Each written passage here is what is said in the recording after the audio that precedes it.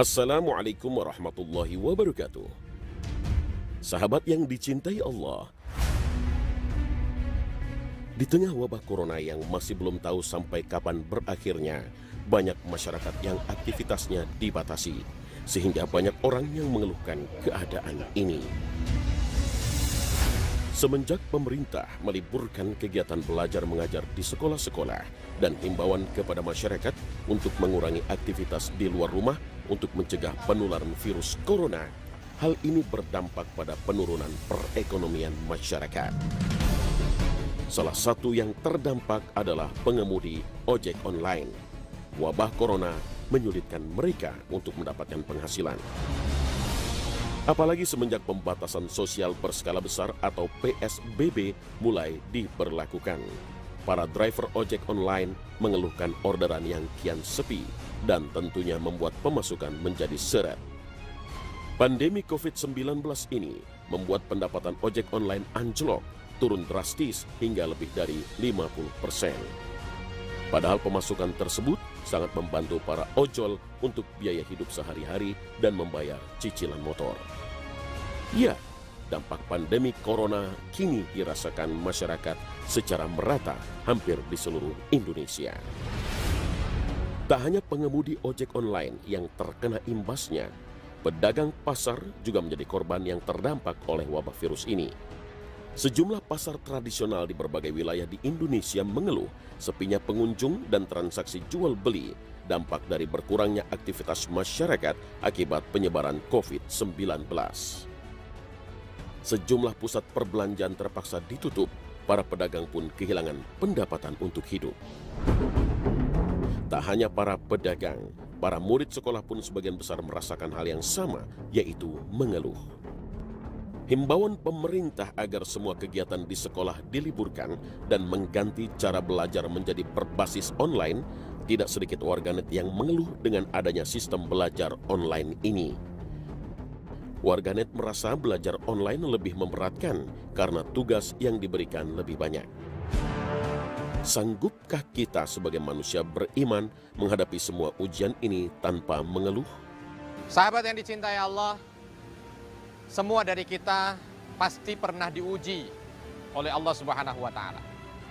Semua dari kita pasti pernah mengalami musibah, sehingga terasa luar biasa berat dalam kehidupan, termasuk mungkin bagi kita yang saat ini sedang berada dalam posisi di mana Allah Subhanahu wa Ta'ala uji dengan berbagai macam rasa takut, was-was ketika ada wabah penyakit hadir gitu.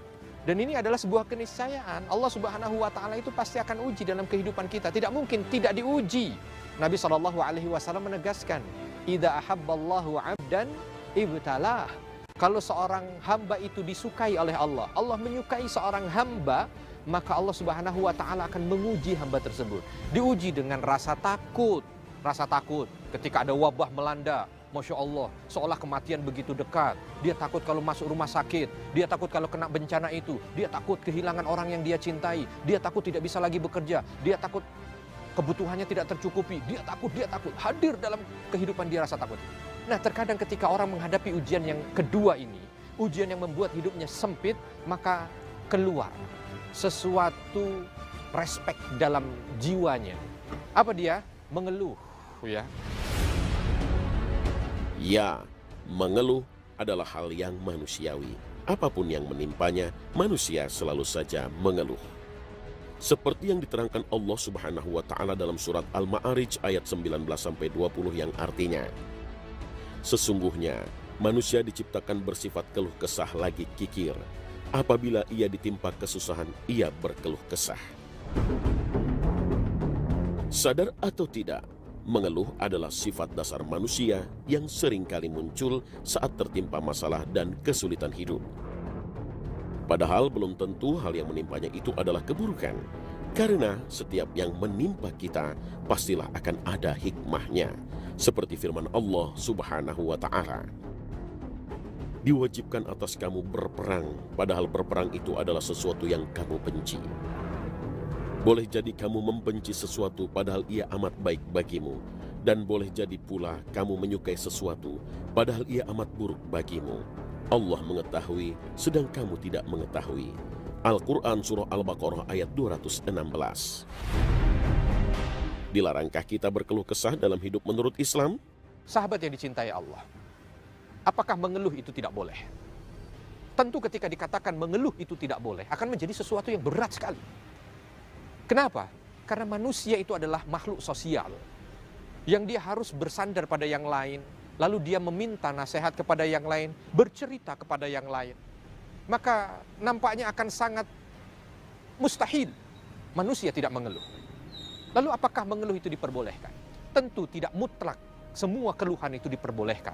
Tapi ada beberapa batasan yang ketika keluhan itu tidak membuat manusia itu kufur, maka insya Allah ini keluhan yang berdampak positif. Contoh misalkan, ketika seorang anak datang kepada orang tuanya, dia yakin orang tuanya mampu memberikan jalan keluar dari musibah yang dia hadapi. Atau kepada orang yang lebih tinggi tingkat keimanan. Jadi kalau keluhan itu diharapkan darinya adalah nasihat yang bisa menguatkan keimanannya, maka insya Allah ini adalah sesuatu yang diperbolehkan. Karena tidak ada nilai kufur di dalamnya. Bahkan ini adalah salah satu ciri dari orang yang tidak merugi yang Allah sebut dalam surah Al-Asr. Sahabat yang dicintai Allah, jika kita renungkan nikmat yang sudah Allah berikan, sebagai seorang muslim, kita harus berhenti mengeluh. Allah telah memperingatkan akan orang-orang yang tidak pernah bersyukur dan selalu mengeluh. Dan Dia telah memberikan kepadamu keperluanmu dan segala apa yang kamu mohonkan kepadanya. Dan jika kamu menghitung nikmat Allah, tidaklah dapat kamu menghinggakannya. Sesungguhnya manusia itu sangat zalim dan sangat mengingkari nikmat Allah. Al-Quran Surah Ibrahim ayat 34. Ya, Allah Subhanahu wa Ta'ala tidak menyukai hambanya yang suka mengeluh. Karena itu, sebagai hamba yang tidak pernah putus diberikan kenikmatan, bahkan dalam setiap helaan nafas, hendaknya kita selalu bersyukur. Jika mendapat suatu musibah, kita harus bersyukur. Karena jika kita dapat bersabar menghadapinya, insya Allah akan mendapatkan pengampunan dosa dari Allah Subhanahu wa Ta'ala. Rasulullah SAW pernah bersabda, sesungguhnya Allah Azza wa Jalla berfirman, apabila aku memberi cobaan kepada hambaku dengan melenyapkan kedua perkara yang dia cintai, yakni kedua matanya, kemudian ia bersabar, maka untuknya akan kuberi ganti surga karena kehilangan keduanya. Hadis riwayat Bukhari. Mengeluh hanya akan membuat hati kita gelisah. Mengeluh yang berkelanjutan dapat memicu depresi kronis. Produksi serotonin dan daya tahan tubuh akan berkurang secara drastis. Akibatnya, fungsi otak akan menjadi tak maksimal dan dapat membuat seseorang gagal fokus. Parahnya lagi, mengeluh dapat menyebabkan stres dan depresi yang dapat menyebabkan terganggunya kesehatan fisik. Jika tidak ditangani secara tepat, bisa berakhir dengan bunuh diri. Na'udzubillahi min dzalik. Selain mempengaruhi daya ingat, mengeluh juga memiliki efek yang tidak baik. Sering mengeluh dapat membuat orang itu selalu berpikir dan berperilaku negatif. Dengan pemikiran yang selalu negatif dapat mempengaruhi orang-orang sekitar yang pada akhirnya bukannya mendapatkan bantuan, melainkan semakin terjerumus dan membuat seseorang makin stres. Dijauhi dari lingkungan sosial atau pergaulan, karena lama-kelamaan orang lain akan merasa jenuh bergaul dengan orang yang selalu berkeluh kesah. Sahabat yang dicintai Allah, kita perlu tahu bahwa keluh kesah itu dimaknai sesuatu yang negatif, maka itu termasuk bahagian daripada hal yang terlarang di dalam Islam. Maka kenapa Allah Subhanahu wa Ta'ala meminta agar orang-orang beriman ini tidak putus asa dari rahmat Allah? Maka pada hakikatnya ketika kita itu sedang diuji oleh Allah dengan kesempitan, kita harus mampu agar kita itu tidak mengeluh gitu ya. Kita harus mampu mengarahkan cara berpikir sahabat, bahwa ini adalah bahagian daripada kebaikan yang ingin Allah limpahkan. Karena kadang-kadang kenapa kita itu mengeluh? Kenapa kita itu berputus asa dari rahmat Allah? Karena kita merasa ini adalah sesuatu yang menghimpit, sesuatu yang buruk gitu. Dan filosofinya ketika orang sudah diuji itu, maka dia akan dinaikkan derajatnya oleh Allah. Maka jangan mengeluh dalam kehidupan kita. Sahabat yang dicintai Allah, Nabi Muhammad SAW adalah sosok manusia yang paling sempurna. Tetapi sebagai manusia biasa, Rasulullah pun pernah mengeluh. Saat itu Nabi SAW pernah mengalami sebuah kondisi yang jauh dari keinginan beliau.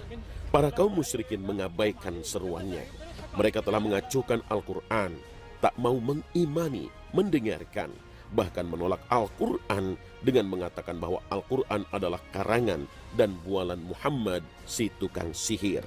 Dalam kondisi tertekan tersebut, Nabi SAW mengeluh dan mengadu kepada Allah Subhanahu wa Ta'ala yang diabadikan kisahnya dalam Al-Quran surah Al-Furqan ayat 30. Dan Rasul Muhammad berkata, "Ya Tuhanku, sesungguhnya kaumku telah menjadikan Al-Quran ini diabaikan." Ini yang dilakukan oleh para Nabi SAW. Bagaimana Nabi Muhammad SAW kala itu diuji oleh Allah dengan ujian yang begitu berat pulang dari Taif. Nabi menyampaikan, kemana aku harus menyampaikan beratnya jalan kehidupan ini kecuali hanya kepadamu ya Allah. Maka sampaikan itu. Karena ketika orang mengeluhnya kepada Allah, mengeluhnya dalam bentuk doa. Minta ya Allah berikan yang terbaik pada hamba. Ya Allah engkau maha rahman rahim. Limpahkan rahman dan rahimmu pada hambamu yang lemah ini. Terus begitu. Sehingga saling menguatkan. Jadi ketika keluhan itu disampaikan dalam bentuk doa, bukan cercaan pada takdir, bukan menghujat kepada Rabb semesta alam yang sudah memberikan ujian ini pada mereka, maka insya Allah itu masuk bahagian daripada yang diridhai oleh Allah Subhanahu wa Ta'ala. Dan bagaimana supaya kita tidak mengeluh, kita harus mampu untuk mengarahkan mindset kita ini, cara berpikir kita ini.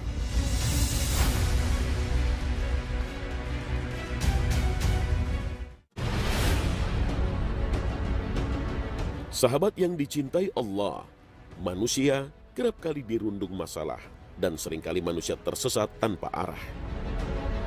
Mengeluh dan meratapi nasib yang diderita sama artinya dengan merasa tidak puas akan pemberian Allah. Suka mengadukan kesulitan-kesulitan hidup kepada sesama manusia dapat diartikan sebagai sikap tidak rela dengan apa yang dikehendaki Allah Subhanahu wa Ta'ala pada diri seorang hamba. Kebiasaan mengeluh dapat disebabkan oleh beberapa hal, di antaranya. Pertama, karena tidak ada keharmonisan antara keinginan dan realitas, atau jauhnya kenyataan dan keinginannya. Hal ini menyebabkan keinginan kerap kali membuat orang mengalami frustasi. Kedua, adanya ketidakmampuan dalam mencapai keinginan. Seseorang yang tidak mampu melakukan sesuatu atau mendapatkan keinginannya kerap kali menjadi pengeluh. Kebiasaan mengeluh akan menjadikan seseorang mudah menyalahkan, marah, karena mereka selalu menyesali apa yang tak dapat diraih dan diinginkan. Tak hanya itu, pengeluh juga akan mudah tersinggung dan selanjutnya akan memunculkan sifat sinis, pesimis, dan sakit hati. Dan bagaimana supaya kita tidak mengeluh, kita harus mampu untuk mengarahkan mindset kita ini, cara berpikir kita ini. Bahwa kesempitan yang Allah hadirkan dalam kehidupan kita ini bukan untuk menghinakan kita, tapi dia adalah sebuah keniscayaan. Dia adalah bahagian daripada cinta Allah kepada hambanya yang beriman. Dia adalah sarana agar kita lebih dekat kepada Allah. Maka ketika orang-orang terdahulu yang saleh dan salehah itu diberikan himpitan permasalahan dalam kehidupan, menyandarkannya itu hanya kepada Allah Subhanahu wa Ta'ala semata, bukan kepada yang lain. Berikutnya juga yang bisa kita lakukan, kita mencoba untuk melihat kepada hasil, jangan hanya sebatas kepada proses. Misalkan ketika kita sedang berbelanja di pasar, lalu di situ ada 10 karung. Kita bilang sama kuli tersebut, "Bang, tolong angkatin nih ke sana." Tapi banyak bang, 10. Kira-kira kalau kita tanya, mengeluh tidak dia? Saya yakin dia langsung mengatakan, "Oh siap, nggak apa-apa. 10 karung juga saya angkat." Nah pertanyaannya sekarang, kenapa tukang angkut yang kita minta mengangkut 10 karung yang berat itu dia tidak mengeluh? Jawabannya satu, mereka mampu untuk berorientasi pada hasil. Maka hasil itu yang membuat proses yang harus dijalani itu menjadi kecil. Tukang angkut ini tadi dia orientasi hasil. Ini kalau satunya 100.000, berarti kalau 10 karung 1 juta. Jadi ringan itu semua. Karena dia orientasinya pada hasil. Banyak orang ketika diuji sedikit saja ngeluh dia. Ya Allah gigi sakit, ya Allah kepala pusing, ya Allah gak punya duit, ya Allah. Itu hanya itu. Tapi Nabi Ayub hartanya habis, anaknya habis, dikucilkan, penyakit mengerikan. kalimat yang keluar, wa anta arhamur rahimin. Ya Allah, aku tahu engkau maha pengasih lagi maha penyayang. Apa yang membuat beliau mampu untuk mengatakan seperti ini? Karena beliau berorientasi bukan hanya pada kehidupan dunia. Beliau berorientasi untuk kehidupannya yang jauh lebih besar di akhirat nanti. Karena kehidupan ini bukan hanya sekedar kehidupan di dunia semata, tidak. Tapi bagaimana kehidupan itu jauh lebih bahagia ketika kita menjalani kehidupan di alam berikutnya. Sahabat yang dicintai Allah, tidak selamanya mengeluh harus dipandang negatif. Dalam kehidupan sehari-hari, terkadang kita sering merasa diri tak sempurna bekerja atau merasa belum sepenuhnya mengerahkan seluruh daya upaya agar tercapai hasil yang lebih baik. Maka mengeluh seperti ini adalah mengeluh yang bernilai ibadah. Seperti seorang ayah yang mengeluh pendapatannya belum memadai, kemudian ia merasa tak puas. Keluhan itu membuat ia semakin giat dan bekerja keras demi menafkahi keluarganya. Dengan terpenuhinya nafkah untuk keluarga, ini merupakan ibadah bagi seorang suami terhadap keluarganya. Alangkah bahagianya setiap langkah yang kita lakukan, semuanya akan bernilai ibadah. Dan jika semua tindakan mengeluh kita jadikan ibadah, maka secara tidak langsung kita telah mengamalkan firman Allah surah Al-Baqarah ayat 148 yang artinya, maka berlomba-lombalah dalam membuat kebaikan di mana saja kamu berada. Assalamualaikum warahmatullahi wabarakatuh. Ustadz, saya mau menanyakan, gimana hukumnya orang yang selalu mengeluh masalah rezeki dengan kondisi saat sekarang ini? Sedangkan yang kita tahu, rezeki itu sudah digariskan oleh Allah Subhanahu wa Ta'ala. Sahabat yang dicintai Allah, kita lihat bahwa rezeki sudah ditakdirkan. Ya. Kalimat rezeki sudah ditakdirkan. Kalimat rezeki sudah ditakdirkan ini ada betul, ada kurang. Ya. Betulnya karena memang ada rezeki yang sudah ditakdirkan. Tidak akan orang itu meninggal dunia selama masih ada rezeki makanan dan minuman.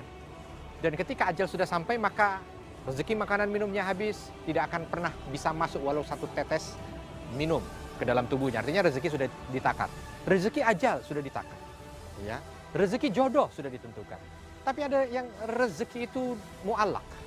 Dia bisa mendapatkan rezeki kalau dia melakukan ikhtiarnya. Maka ada rezeki yang diawali dengan ikhtiar, menjemputnya. Maka Nabi SAW menegaskan ketika berbicara tentang keutamaan tawakal. Beliau menceritakan tentang bagaimana burung pergi pagi hari, pulang sore hari dalam keadaan kenyang. Tapi ada ikhtiar menjemputnya. Ya, ikhtiar menjemput. Nah sekarang ketika ada yang ditanyakan mengeluh terhadap rezeki yang dia dapatkan, pertanyaannya kira-kira ikhtiarnya itu sudah sejauh mana? Kalau dia hanya tidur-tiduran di rumah, rezekinya dikit, dia mengeluh, dia tidak pada tempatnya. Karena memang ikhtiarnya itu kurang. Jadi apa yang salah? Ikhtiarnya. Tapi dia sudah ikhtiar mati-matian, ternyata dia sudah mendapatkan rezeki tapi masih dirasa kurang saja. Dia mengeluh, salah juga. Karena memang mengeluh tadi, ya kalau mengeluhnya itu hanya mengeluh untuk menjadi orang yang kufur nikmat, tidak bersyukur, maka itu jadi bahagian yang salah. Jadi dia harus melihat, introspeksi diri, ya Allah, ini karena nafsuku yang begitu besar atau karena memang kurang. Karena tidak mungkin orang itu diberikan sesuatu yang kurang kalau dia sudah berikhtiar maksimal. Tapi kadang-kadang orang itu yang diikuti adalah nafsunya, bukan kebutuhannya, sahabat. Sehingga nafsunya itu yang dijadikan. Rumahnya itu sebenarnya udah cukup, tapi dia masih merasa kurang. Bukan kurang kebutuhannya, tapi kurang nafsunya. Seolah itu belum sesuai dengan apa yang dia inginkan. Allah Subhanahu wa Ta'ala tidak memberikan apa yang kita inginkan semata, sahabat. Tapi Allah Subhanahu wa Ta'ala memberikan apa yang kita butuhkan. Maka itu yang harus kita pahami. Sehingga kita tidak mengeluh dengan rezeki yang sudah Allah berikan. Apalagi kalau kita melihat masih banyak nikmat Allah yang Allah berikan yang nilainya itu luar biasa dan mungkin tidak bisa dinominalkan. Memang dari harta kita dikit, tapi kita sehat terus. Kita punya keluarga yang lengkap dan membahagiakan. Di mana orang lain kadang-kadang harus mengeluarkan harta walaupun rezekinya banyak untuk rumah sakit, ya, untuk menghadapi keluarga yang penuh dengan pertikaian dan intrik. Itu dia. Maka perlu ada nikmat-nikmat lain yang bukan hanya sekedar nominal duniawi semata untuk menjadi bahan pertimbangan yang kita syukuri. Maka insya Allah itu akan menghantarkan kita keluar dari keluhan-keluhan dan mencoba belajar untuk bersyukur sedikit demi sedikit. Dan inilah poros surga. Wabillahi taufik wal hidayah. Wassalamualaikum warahmatullahi wabarakatuh.